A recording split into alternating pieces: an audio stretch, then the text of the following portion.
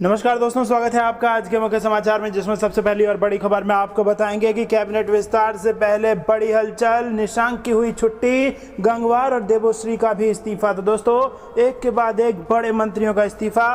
दूसरी बड़ी खबर में जिक्र होगा कि महंगाई आउट ऑफ कंट्रोल, आम आदमी तो बर्बाद हो गया, मोदी सरकार पर भड़के राकेश टिकैत। और तीसरी बड़ी खबर में आपको बताएंगे कि सपा अध्यक्ष अखिलेश यादव ने कहा कि मुंगेरी लाल का सपना बना उत्तर प्रदेश को अपराध मुक्त करना।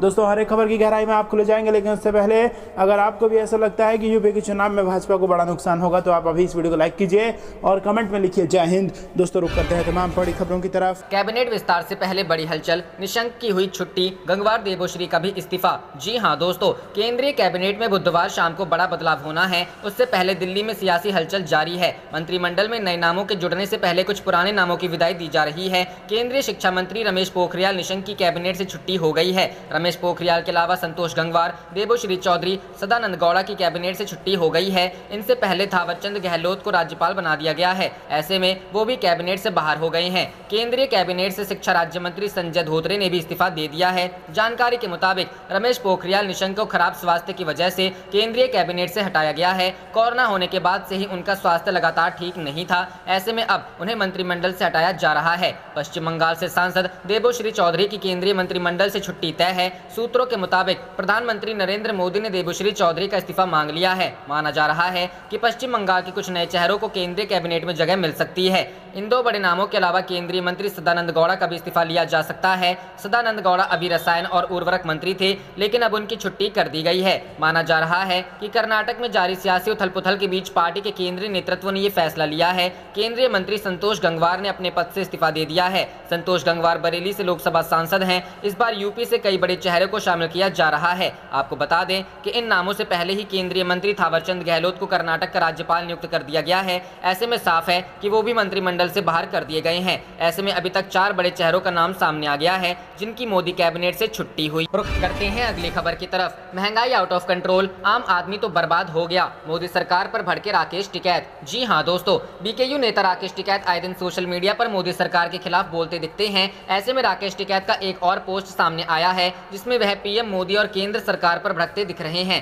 राकेश टिकैत ने अपनी पोस्ट में कहा, महंगाई आउट ऑफ कंट्रोल, आम आदमी तो बर्बाद हो गया। राकेश टिकैत बोले, आम आदमी बर्बाद हो रहा, किसान बर्बाद हो रहा, सब कुछ महंगा हो गया। महंगाई दर आज आउट ऑफ कंट्रोल चल रही, कंपनी की सरकार जब तक कानून वापस नहीं, घर वापसी नहीं। राकेश टिकैत के इस ट्वीट पर ढेरों लोगों की रिएक्शन सामने आने लगे। एक यूजर ने कमेंट कर राकेश टिकैत की बात पर रिएक्ट कर कहा, आपको क्या फर्क पड़ेगा, खाली फोकट तो बैठे हो। मनोज नाम के यूजर ने कहा, आपके पेट में दर्द क्यों हो रहा है। एक यूजर ने कमेंट कर कहा, टिकैत जी ये मोदी है, अभी और महंगाई बढ़ाएंगे, अब आंदोलन शुरू करना चाहिए, भारत के एक एक कोने से आंदोलन किया जाए, भाजपा हटाओ देश बचाओ। नवनीत नाम के शख्स ने कहा, कांग्रेस की सरकार में रामराज्य था, कभी कोयले घोटाले, 2G घोटाले के बारे में सुना नहीं सुना है तो 2004 से 2014 की सरकार के घोटाले गूगल करके देख लो। 2014 से आज तक किसान भी सुखी है, देश सही दिशा में जा रहा है। स्वामीनाथन की रिपोर्ट के अनुसार किसान कानून में बदलाव हुआ है। अमरजीत नाम के यूजर ने लिखा, प्रदर्शन से आम किसान बर्बाद हो रहा है, लगे रहो, जब कन्हैया कुमार को टिकट मिल सकता है तो आपका भी कुछ हो ही जाएगा,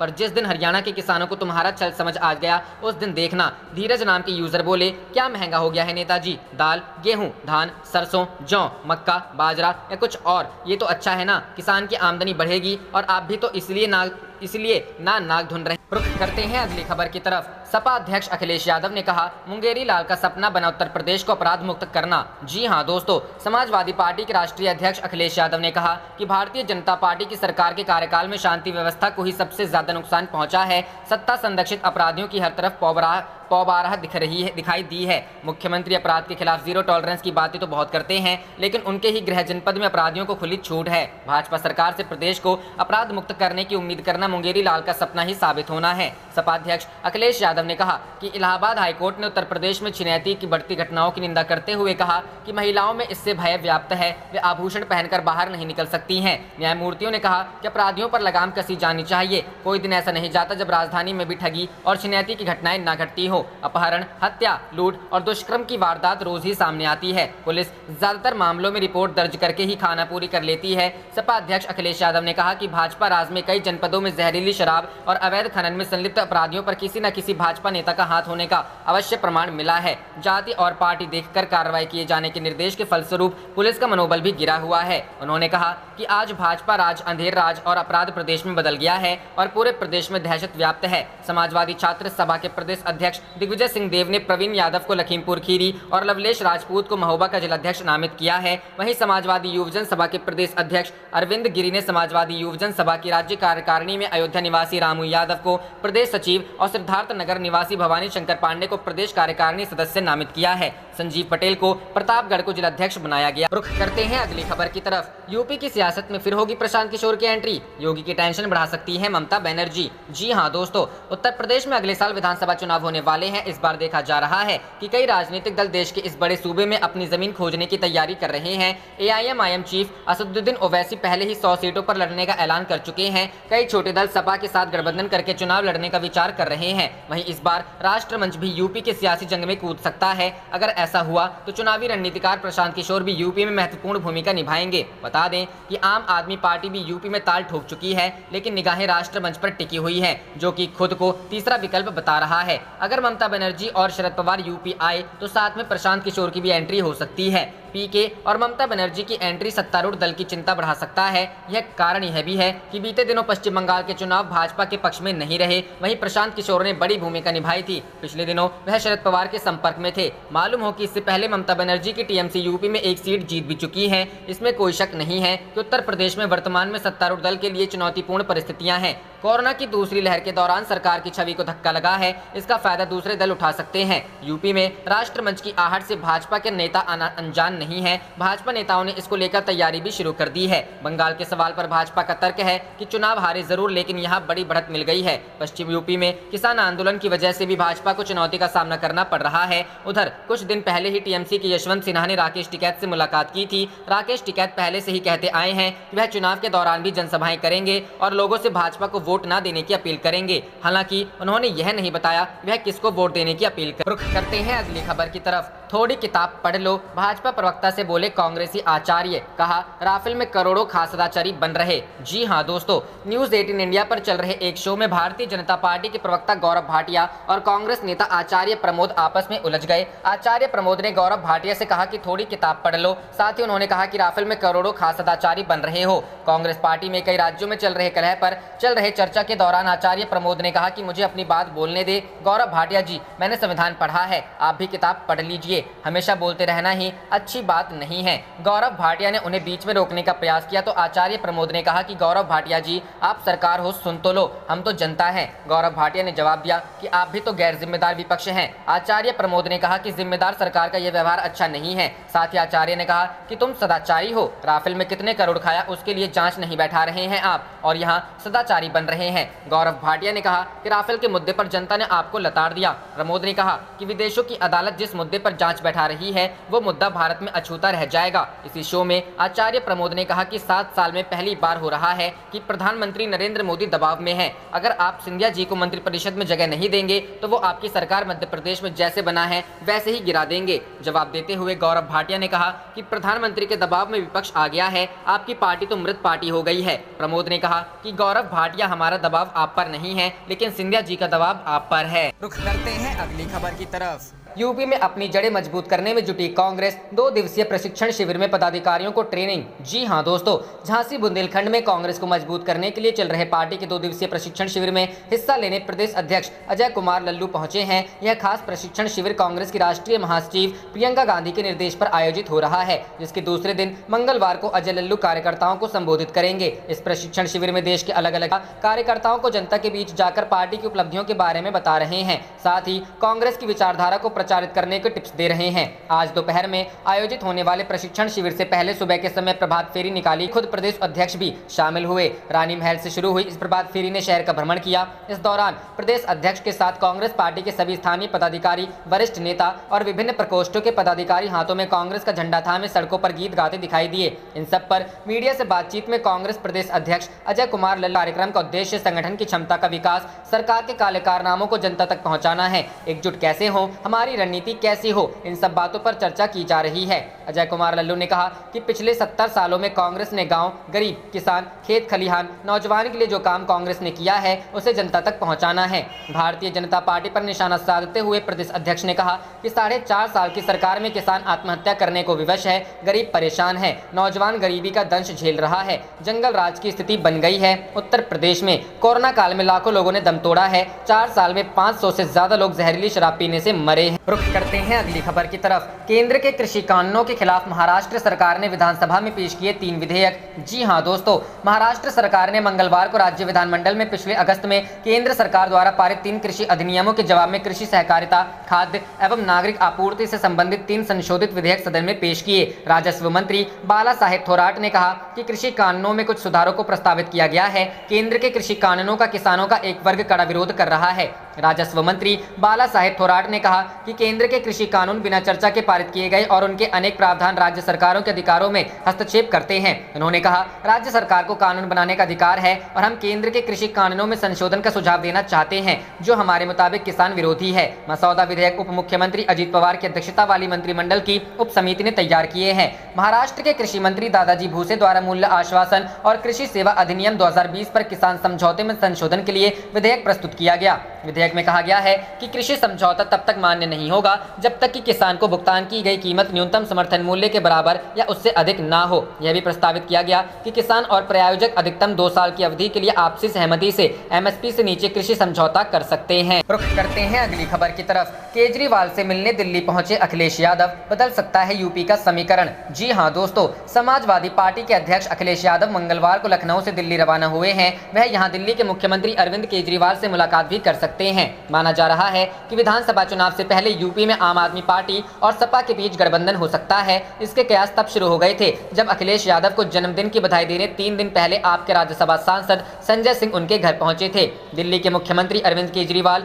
यूपी में राजनीतिक दखल बढ़ाने के लिए दिल्ली से सटे ग्रेटर नोएडा और गाजियाबाद की सीटों पर मंथन कर रहे हैं। सत्ता में आने से पहले 2011 में समाज सेवी अन्ना हजारे के साथ अरविंद केजरीवाल ने दिल्ली में जन लोकपाल बिल को लेकर बड़ा आंदोलन किया था। इस आंदोलन में दिल्ली से सटे यूपी के जिलों से तमाम लोग शामिल हुए थे। अब आपका उसका फायदा उठाना चाहती है। यूपी में बीते 1 साल से सक्रिय आम आदमी पार्टी के यूपी प्रभारी संजय सिंह लगातार अलग अलग मुद्दों पर यूपी सरकार को घेर रहे हैं। 3 दिन पहले अखिलेश यादव से संजय सिंह ने मुलाकात कर राजनीतिक हलचलें बढ़ा दी। ग्रेटर नोएडा गाजियाबाद में कुल 10 विधानसभा सीटें आती हैं। अखिलेश यादव ने कई बार अपने बयान में कहा है कि वह यूपी में सक्रिय छोटे दलों से गठबंधन करेंगे। ऐसे में आपके साथ गठबंधन करने को लेकर चर्चाएं और तेज हो गई हैं। अखिलेश यादव ने अपने बयान में स्पष्ट किया है कि वह किसी भी राष्ट्रीय पार्टी से गठबंधन न करके छोटे छोटे जातीय और अन्य क्षेत्रीय दलों से गठबंधन कर उत्तर प्रदेश के आगामी विधानसभा चुनाव में सत्तारूढ़ पार्टी भाजपा को टक्कर देंगे। आप पार्टी के संयोजक और दिल्ली के मुख्यमंत्री अरविंद केजरीवाल ने 7 माह पहले यूपी में विधानसभा चुनाव लड़ने का ऐलान किया था। तब उन्होंने कहा था, यूपी के लोग दिल्ली क्यों आ रहे हैं?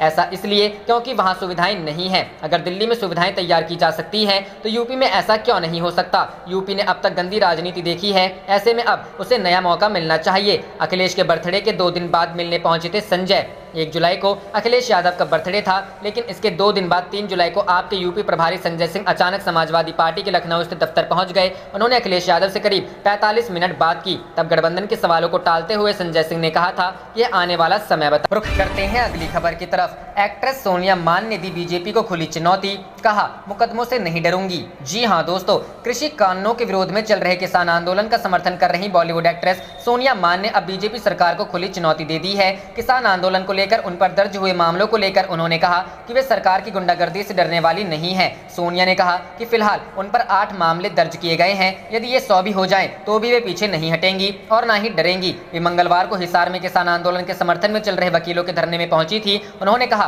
कि हरियाणा सरकार लगातार किसानों को दबाने के लिए लड़ाई का माहौल बना रही है। सोनिया ने बताया कि उनके पिता एक किसान नेता थे और उनके आदेश पर ही वे किसानों का समर्थन कर रही हैं और आगे भी करती रहेंगी। सोनिया मान ने धरने पर बैठे वकीलों को कहा कि उनकी हिम्मत की दाद साथ देने की जरूरत है, क्योंकि बीजेपी सरकार के रहते बिना डरे धरना देना आसान नहीं है। उन्होंने कहा कि हरियाणा की तरह ही पंजाब के वकीलों को भी धरना देने की जरूरत है। वकीलों के साथ आने से किसानों को भी डर नहीं होगा कि उन पर लगे मुकदमों का क्या होगा। सोनिया ने कहा कि हरियाणा सरकार लगातार किसानों को दबा रही है और लड़ाई का माहौल बना रही है, लेकिन किसान दबने या डरने वाले नहीं हैं। आज ये आंदोलन सिर्फ किसानों का नहीं है, बल्कि हर मजदूर व दुकानदार का भी है। ये लड़ाई कॉरपोरेट कल्चर के खिलाफ है। सोनिया ने कहा कि किसानों की मदद के लिए वो हमेशा खड़ी रहेंगी, चाहे सरकार फिर मुकदमों के अंबार लगाकर उन्हें जेल क्यों न भेज दे। उन्होंने कहा कि सरकार की मंशा डराकर इस आंदोलन को खत्म करने की है, जो किसान होने नहीं देंगे, क्योंकि जब तक किसानों की सभी मांगों को मान नहीं लिया जाता, किसान पीछे नहीं हटेंगे। उन्होंने कहा कि सरकार प्रदेश में सुशासन की जगह गुंडागर्दी पर उतर आई है। ऐसे में किसानों ने बिना डरे जो आंदोलन कर रहे हैं वो तारीफ के काबिल हैं। रुख करते हैं अगली खबर की तरफ। 2022 में होने वाले हिमाचल विस चुनाव में कांग्रेस की जीत निश्चित, राजीव शुक्ला। जी हां दोस्तों, हिमाचल प्रदेश कांग्रेस के प्रभारी राजीव शुक्ला ने कहा, आने वाला वर्ष 2022 हमारा है, यानी कांग्रेस का है, तथा वर्ष 2022 में होने वाले चुनाव में कांग्रेस की जीत निश्चित है। भावी चुनावों में कांग्रेस पार्टी को 3/4 बहुमत कैसे प्राप्त करना है, इसकी भावी रणनीति तैयार की जा रही है। यह बात आज प्रदेश कांग्रेस के चुनाव प्रभारी एवं कांग्रेस के राष्ट्रीय महासचिव राजीव शुक्ला ने गग्गल एयरपोर्ट पर पत्रकारों से बातचीत में कही। प्रदेश में 3 विधानसभा क्षेत्रों में होने वाले उपचुनाव के बारे में पूछे जाने पर उन्होंने कहा कि इन तीनों उपचुनाव में कांग्रेस की भारी बहुमत से जीत होगी। उपचुनाव में पार्टी प्रत्याशियों के बारे में पूछने पर शुक्ला ने कहा कि पार्टी में उम्मीदवारों का चयन हर पहलू से सोच समझकर किया जाएगा। कांग्रेस पार्टी के संगठन को लेकर पूछे गए सवाल के जवाब में शुक्ला ने कहा कि संगठन में सवाल हर पार्टी में होते हैं। प्रदेश कांग्रेस समन्वय समिति की बैठक के लिए कांग्रेस के प्रदेश प्रभारी राजीव शुक्ला पहली बार धर्मशाला के दौरे पर आए हैं। बतौर पार्टी प्रभारी धर्मशाला में पहला दौरा है। शुक्ला यहां कांग्रेस के राजनीतिक मामलों सहित प्रदेश समन्वय समिति की बैठक की अध्यक्षता कर रहे हैं। बैठक का उद्देश्य पार्टी को मजबूत प्रदान करना होगा। पार्टी को 2022 में सत्ता में लाने के लिए भी ताना बाना भी बुना जाएगा। पार्टी हित में कई फैसले ले सकते हैं। बैठक शुरू हो गई है। कांग्रेस को सत्ता में वापस लाने के लिए व उपचुनाव के लिए भी इस बैठक को महत्वपूर्ण माना जा रहा है। जहां बैठक में आगामी रूपरेखा तय होगी, वहीं प्रभारी जमीनी स्तर पर पार्टी को मजबूत करने के लिए टिप्स भी देंगे। करते हैं अगली खबर की तरफ। ईमानदारी से हो जांच तो जेल जाने वाले पहले प्रधानमंत्री होंगे नरेंद्र मोदी। पीएम मोदी पर अलका लांबा ने साधा निशाना। जी हां दोस्तों, भारत के साथ 59,000 करोड़ रुपए के राफेल विमानों के सौदे को लेकर अब फ्रांस में न्यायिक जांच शुरू हो गई है। रिपोर्ट के मुताबिक जांच में राफेल सौदे के समय राष्ट्रपति रहे फ्रांसवा ओलांद और मौजूदा राष्ट्रपति इमैनुअल मैक्रों से भी पूछताछ की जा सकती है। इसी मुद्दे पर कांग्रेस प्रवक्ता अलका लांबा ने नरेंद्र मोदी पर हमला बोला है। उन्होंने ट्वीट करते हुए कहा है कि अगर राफेल घोटाले की जांच ईमानदारी से हो गई तो लिखकर ले लीजिए, नरेंद्र मोदी जेल जाने वाले देश के पहले प्रधानमंत्री होंगे। 2024 में यह शुभ काम भी कांग्रेस और श्री राहुल गांधी जी के हाथों ही होगा। अलका लांबा ने प्रधानमंत्री के ऊपर कटाक्ष करते हुए लिखा कि ना खाऊंगा ना खाने दूंगा, जुमला है। अलका लांबा के ट्वीट पर लोग अपनी प्रतिक्रिया भी दे रहे हैं। एक ट्विटर यूजर ने मजे लेते हुए लिखा कि जिसकी आधी पार्टी बेल पर हो वो भी जेल भेजने की धमकी दे रहे हैं। @ठाकुर 435 ट्विटर हैंडल से कमेंट किया गया कि दिन में सपने देखना छोड़ दे अलका लांबा। आज तक के इतिहास में कभी सुना या देखा है कि चोर पुलिस को जेल लेकर गया। रुख करते हैं अगली खबर की तरफ। किसान आंदोलन, राकेश टिकैत के बाद योगेंद्र यादव का बड़ा बयान। यूपी चुनाव में बीजेपी का करना है बंगाल जैसा हाल। जी हां दोस्तों, हरियाणा राजस्थान के सुनहेड़ा बॉर्डर पर सोमवार को किसान मजदूर भाईचारा सम्मेलन आयोजित किया गया। इस कार्यक्रम में संयुक्त किसान मोर्चा के बड़े नेता योगेंद्र यादव, गुरनाम चढ़ूनी और डॉक्टर दर्शनपाल सिंह भी पहुंचे। इस मौके पर स्वराज्य पार्टी के राष्ट्रीय अध्यक्ष व संयुक्त किसान मोर्चा के नेता योगेंद्र यादव व अन्य सभी नेताओं ने धरने पर बैठे आंदोलनकारियों से कहा कि नए कृषि कानूनों के विरोध में चल रहे धरने को मजबूत कर पूरे देश में फैलाना होगा। इस मौके पर केंद्र में सत्तासीन एनडीए सरकार को निशाने पर लेते हुए योगेंद्र यादव ने कहा कि भारतीय जनता पार्टी का जो हाल पश्चिम बंगाल विधानसभा चुनाव में हुआ, वही हाल आगामी उत्तर प्रदेश चुनाव में भी करना है। इसके लिए संयुक्त किसान मोर्चा ने रणनीति तैयार कर ली है। 2024 के बाद आंदोलन नहीं करेंगे, क्योंकि तब तक तीनों कृषि कानून रद्द हो जाएंगे और कृषि उपज के न्यूनतम समर्थन मूल्य की गारंटी पर कानून बन जाएगा। भारतीय किसान यूनियन के राष्ट्रीय प्रवक्ता राकेश टिकैत की तरह किसान नेता योगेंद्र यादव ने भी कहा